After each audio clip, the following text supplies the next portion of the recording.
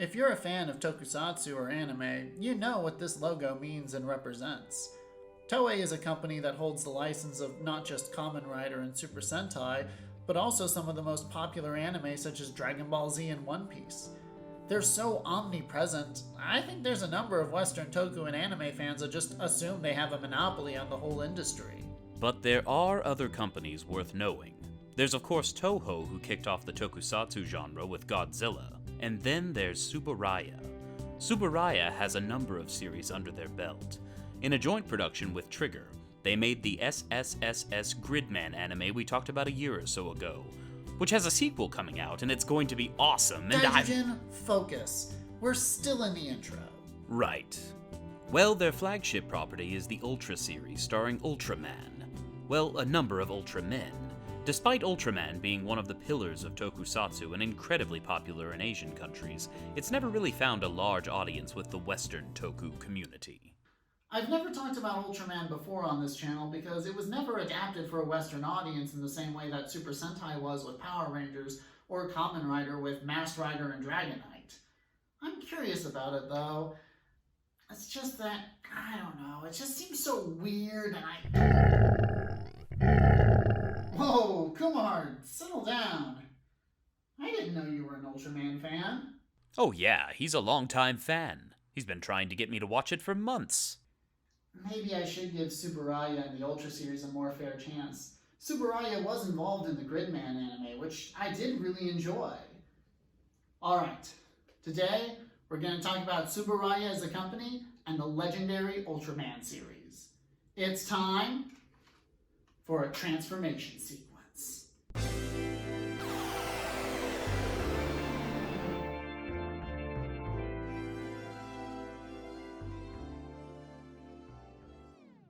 Before we can talk about Ultraman or Tsuburaya as a company, we have to begin with Tsuburaya's legendary founder, Eiji Tsuburaya. Eiji Tsuburaya was born in 1901 and was considered a prodigy at a young age. Oh, so even at a young age he was a film buff. He was born in 1901. Japan's film industry didn't really exist when he was growing up. His first dream involved planes. He enrolled at Nippon Flying School, but the school closed down because of an accident. Well, I feel bad for the guy, but I'm guessing that if the school hadn't been closed down, we wouldn't have tokusatsu today. Exactly. To help pay for tuition at a university that wasn't shut down, he worked in the research and development department of a toy company. What toy company? I don't know. I had less than a month to research all this. Give me a break. Alright. Sorry. Because of a chance meeting, he managed to get into Japan's burgeoning film industry as a cameraman. He rose through the ranks and made a name for himself by inventing new filmmaking tools such as more flexible camera cranes. How did that help create tokusatsu? I'm getting to that. Be patient. Where was I? You made me forget my place. You were talking about filmmaking tools or something. Right. Well, what ended up being a defining moment for Eiji was 1933's King Kong. Eiji was blown away by the visual effects for the movie. What's astounding, though, is that by getting a copy of the film, he was able to figure out how the effects were done and reverse engineer the process. Toho was founded in 1936, and Eiji became the leader of the special effects department. For the movie Godzilla, he decided to use actors in suits and practical miniature sets rather than using stop motion. Godzilla was Japan's most expensive film at the time due to the cost of the suits, the miniatures, and the special photography required to make the effects work. But it was a massive success, and immortalized Eiji Tsuburaya as the god of tokusatsu. So how do we get from Godzilla to Ultraman? Well, after a number of films and projects, Eiji decided that he wanted to bring tokusatsu to television. In order to do that, he created his own company, Tsuburaya Visual Effects Productions, in 1963, or just Tsuburaya now. This eventually led to the hit shows Ultra Q and Ultraman being aired in 1966. You know, I've heard people talk about how without the collaboration with Stan Lee and Marvel, which led to Toei's Spider-Man, we wouldn't have Sentai. But without Eiji Tsuburaya's work on Godzilla and the Ultra series, we wouldn't have Sentai, Rider, or any of the Toku-inspired media we all love. Eiji Tsuburaya died at the age of 68 in 1970. 68 is a good run at life, but It's hard not to think about what else he could have done if he had lived a bit longer. There's not really much point in dwelling on that. Instead, let's focus more on how his legacy continues on to this day. Wow, what a fascinating history! But, I don't know, trying to keep up with Rider and Sentai already takes up so much time. I don't know if I can throw Ultraman into the mix. Oh, just give it a watch. What's the worst that can happen? Alright, Kumar, pick a series and I'll give it a go. Alright, I'll just watch a few episodes and then... So, we watched all of Ultraman Orb. Uh-huh. And Ultraman Geed. Uh-huh. So, you're an Ultraman fan now. Yeah, looks like it. Good job, Kumar. Oh my... So, are you going to get any sleep? Or, eat food? I can't. There's just so much I need to say, and I just can't sleep until it's done. Well, alright. But just so you know, I'm not going to catch you when you collapse from exhaustion. Alright. It's time for Ultraman. Ultraman is an interesting series to look at in comparison to Kamen Rider and Super Sentai. Kamen Rider is entirely focused on small-scale combat with some exceptions here and there such as Den-O and the Decade movie. Super Sentai switches between small-scale combat with the Rangers and then large-scale fighting with the mecha. Ultraman's focus is more or less entirely on large-scale combat.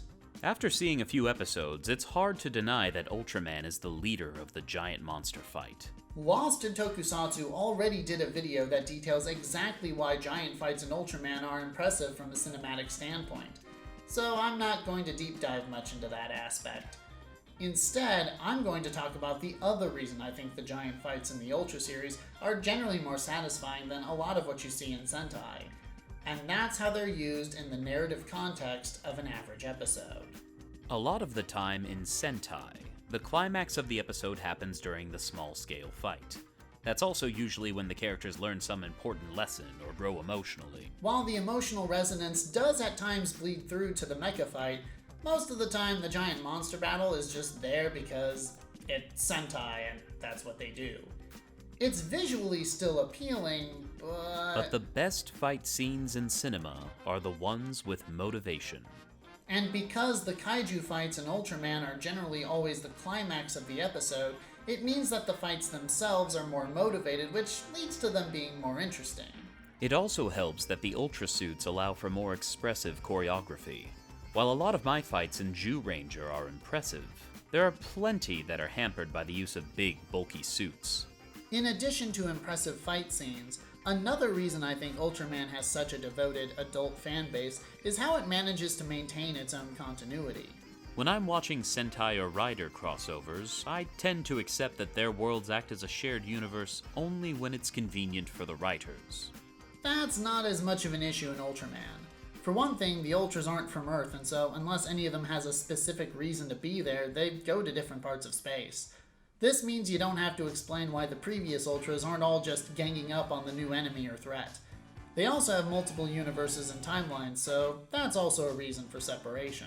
So, when it's time for a crossover, all the writers need to do is be like, oh, this threat is so big it requires multiple Ultras. Then you have shows like Geed, where the main character is the genetic son of a villain introduced in previous movies, whose Ultra nemesis shows up and acts as a secondary writer. This sounds like Marvel levels of continuity. Normally, continuity that thick turns me off TV shows, but watching Geed just made me look up Belial and Zero, which led to me watching some of their films, so, good job, Tsuburaya. Usually, having multiple universes in your continuity just makes things confusing. But somehow, Ultraman manages to pull it off. Ah! Go Ryujin? We haven't seen you in over a year now. I'm glad I found you. There's a matter of grave importance that we need your help with. Did Critic Ranger go crazy again? Are we gonna have another multi-part epic adventure? Huh? Oh, no, none of that. We're actually getting ready to watch the new Ultraman series on YouTube, but we're out of dip. So I decided to come by and see if y'all had any. You cross dimensions For dip? I do it all the time. Where do you think I get all these tiny beers? I was wondering about that. Wait a minute, I'll see what we have. So, what's new with you? Oh, just volunteering at the animal shelter and donating blood on weekends. You? Donating blood? How do you even... Well, this is all we've got. Ha! This will do. So, in your universe, Ultraman is available on YouTube? Man, I'm jealous.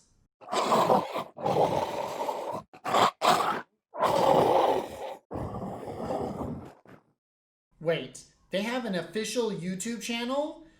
And they're simulcasting the current show with English subtitles? Sounds like y'all are busy. I'll be on my way. Thanks for the dip. Tsuburaya's been releasing DVDs and doing English simulcasts for years? Damn, I had no idea. The Toku fandom has a bit of a love-hate relationship with Toei. On one hand, the company is responsible for Sentai, Kamen Rider, and arguably Power Rangers. On the other hand, well, they're basically Smaug from The Hobbit with the way they treat their IPs. Zyuranger was the first Sentai series to be released on DVD in the West by Shout Factory in 2015. If you wanted to watch Zyuranger with English subs before then, you had to watch fan subs. Which Toei would regularly take down despite not having any plans of its own to ever release these properties to their English-speaking audience. There were years where my opinion on Zyuranger was based entirely on about 3 episodes I had managed to find, one of which was on some random guy's MySpace page.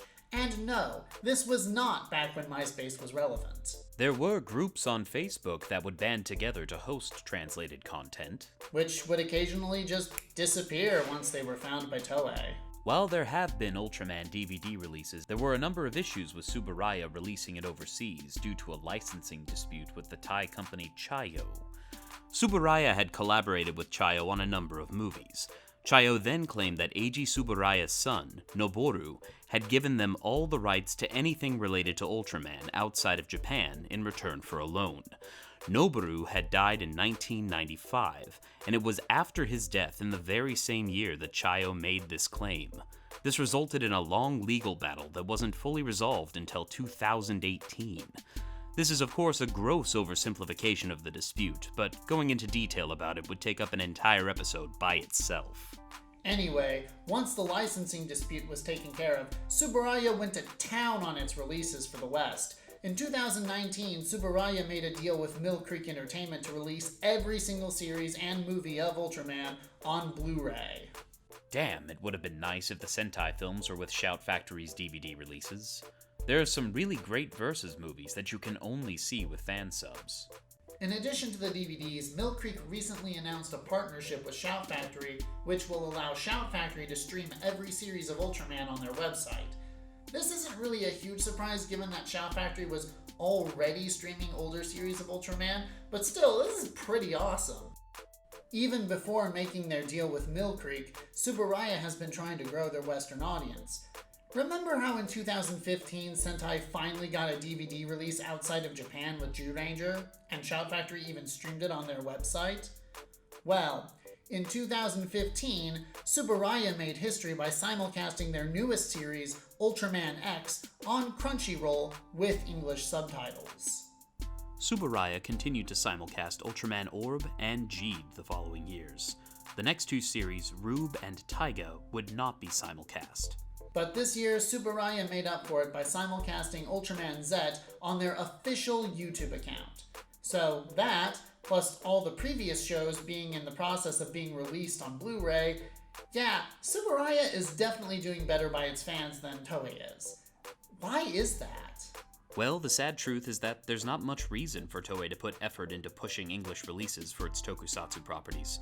Toei's animation division already has a large Western audience due to properties such as Dragon Ball and One Piece. Tsuburaya is not as fortunate. Tsuburaya's been a bit more active in the anime world recently. In addition to the Gridman anime and its upcoming sequel, there's also that Netflix Ultraman anime that's been renewed for another season. Fun story on that. Eiichi Shimizu and Tomohiro Shimoguchi made a Kamen Rider doujinshi called Hybrid Insector. In 2011, they were forced by Toei to shut down. That's not surprising. Later that same year, the duo were hired to write an Ultraman manga. It became very popular, and that manga is the basis for the Netflix Ultraman series. So, yeah, good job, Toei. So why isn't Tsuburaya just dominating the market right now? Tsuburaya's dedication to crafting the best-looking series they can led them to financial difficulties. After Ultraman Mebius aired in 2006, the company was sold to the TYO advertising agency. Despite selling, Eiji Tsuburaya's grandson, Kazuo, did stay on the board of directors. In 2010, the pachinko company Fields Corporation bought out TYO shares in Tsuburaya. Wow, so Tsuburaya has a lot more on the line than Toei does. If they could get their foot in the door in the Western market, it could definitely change things for them. Even though this is probably motivated more by business than anything else, I still want to root for them. If nothing else, it's nice to feel like a company actually cares about all its fans around the world. Well, watching the simulcast for Zed is a good start. If they can consistently get good numbers, who knows? Maybe Toei will get off its ass and take its English-speaking audience more seriously. You know, it's strange how I got into Ultraman. In the past couple of years, I've been trying harder to be a part of the Toku community on Twitter, and I'd repeatedly see messages in my timeline from people talking about how great Ultraman was and begging more fans to give it a chance. Were they bossy and negative towards people who didn't agree with them? No, they just kept sharing gifs and slices from the series that they liked. I have mixed feelings about the Toku fandom, especially after having to deal with some harassment last year. So it was nice seeing people just talk about something they love and hoping others can love it too. And it wasn't just American or British fans. I've seen posts from fans in Singapore, Malaysia, and all over. Seeing all that, well, it gave me a little bit more hope.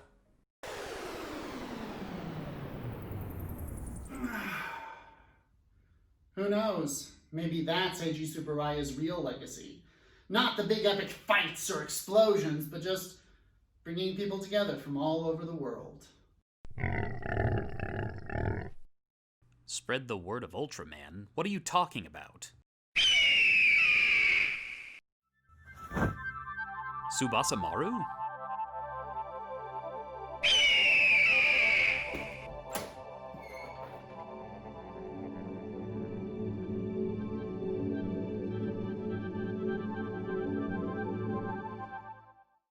I don't remember bringing that one to life. I have learned to stop questioning things like that a long time. I told you this was going to happen. I'd help you get to bed, but my arms are tiny and made of plastic. Well, that's all for now. Till next time, may the power protect you. If you enjoyed this video, please like and subscribe. If you want to be immediately notified whenever I drop a new video, don't forget to ring the bell. Feel free to leave any suggestions for future episodes in the comment section.